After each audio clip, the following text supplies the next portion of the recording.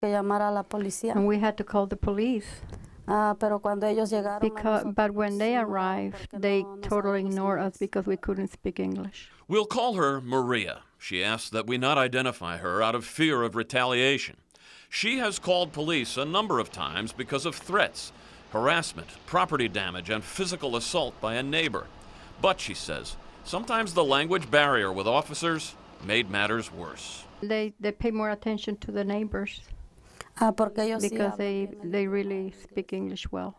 You know, whenever a patrol officer responds and there is a language barrier, it's frustrating not only for the officer but for the individual, and we understand that. Sergeant Weiner says of the more than 1,800 Columbus police officers, the department has only 5 patrol officers who speak Spanish and about a dozen other department employees who can be called if needed.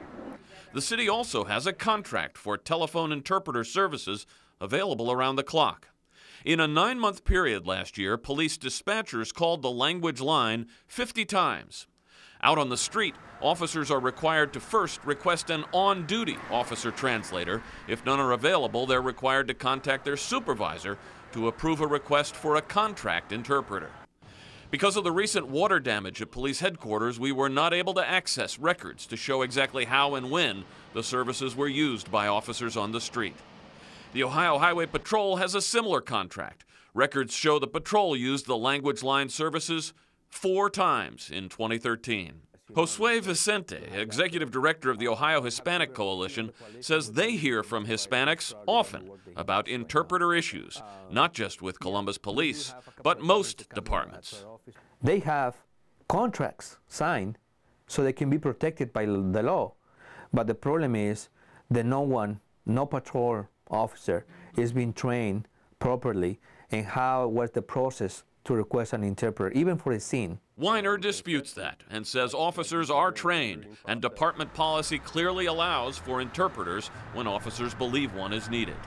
Tina is the domestic violence coordinator for the Ohio Hispanic Coalition. She assists victims through the court process.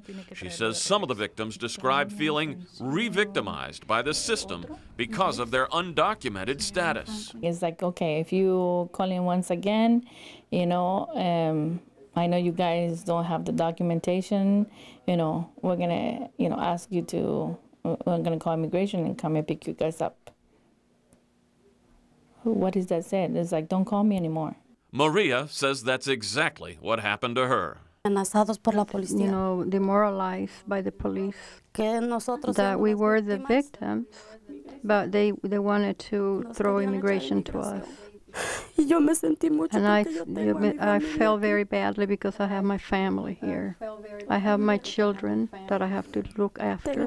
That shouldn't happen, right? I mean, if that did happen. Yeah, if that happened, that should not happen. And that's why we have the policy, that's why we have the resources in place.